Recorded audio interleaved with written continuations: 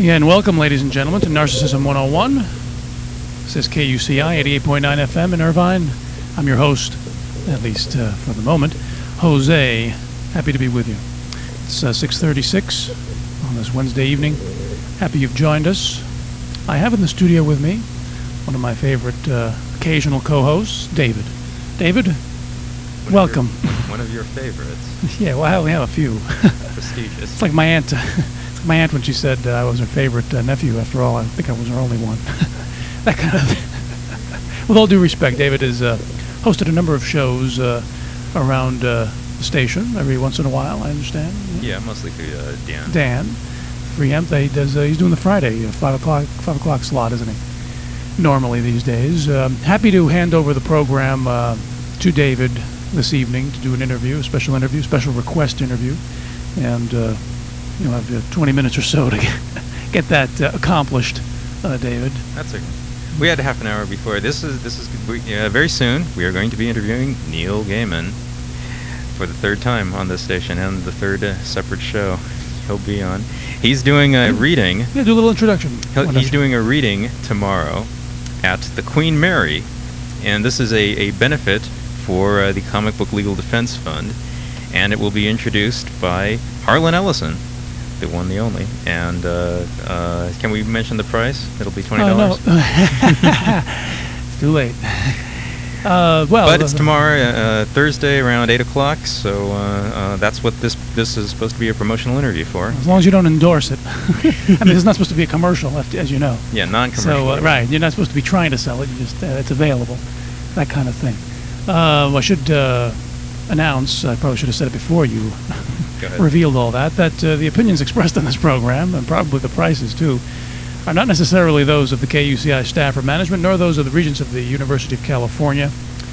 And if you'd like to call in, can we do a please, call-in? Well, I guess this will be the first interview you've done on this show. Well, right? at least formal interview by phone, yes. yes. Because again, and I'm not doing it, but on my show, yes, properly speaking, on this property, you should on this air. You should do more. I think I should do more. Yeah, be very good. I appreciate that. David has had a lot of interesting and valuable input to the program recently, as of our last conversation. Your listeners may not know who this person we're going to talk to is. Neil Gaiman is probably best known as a comic book writer. He's best known probably for the comic book series Sandman, which was just ended about a year and a half ago, 75 issues. He wrote that for a number of years, probably 7 or 8 years. Garnered a number of awards, was incredibly critically acclaimed in its time. He is now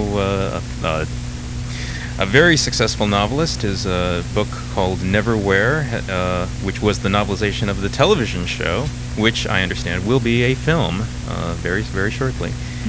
And his other projects include a children's book. He actually, if you run down the list, there's a number of items that makes you wonder how he can find the time to sleep or play with his family or whatever. Yeah. He's got quite a number of things. What you're pawing right there is a flyer I did not distribute for the last interview we had back in June. He's in town very rarely, so I want to get an interview with him whenever he... He's a young guy. He is, actually. He's probably 30, 35-ish. Really? Oh, yeah. With Dan, TV, and David. Well, this is very interesting, this little flyer. Yeah, I never got around to distributing that, but... it's pretty nice. Where'd you do this on? I did that on PageMaker, I believe. Very nice. Well, no, that's not a plug, but just curious. I've got to watch all that. That's nice. I like that. You can do that for me. Now, this is interesting to have this on your show because Why is that? this is a fiction writer. See? What an and irony that is. you, Jose, yes, right. have oftentimes on this program, in this venue, made statements regarding the efficacy, ethicability might be of fiction in modern society. Yes, indeed, I have, and these are they're part of the record. I hate to go over them now, especially as he's going to be coming on any moment.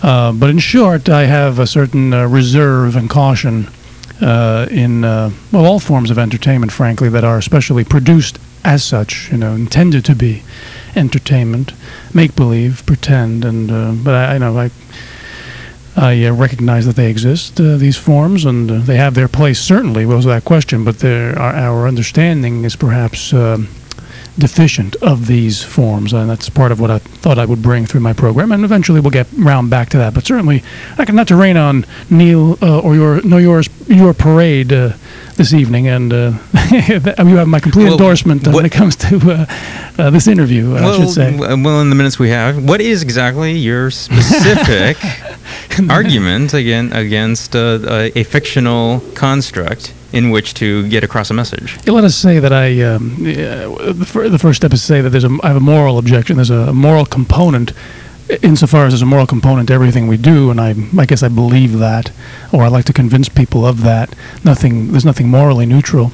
That fiction occupies a certain ground morally. That's once we understand it for what it is, we'd be exposed, and then you can still do. It's like committing a crime.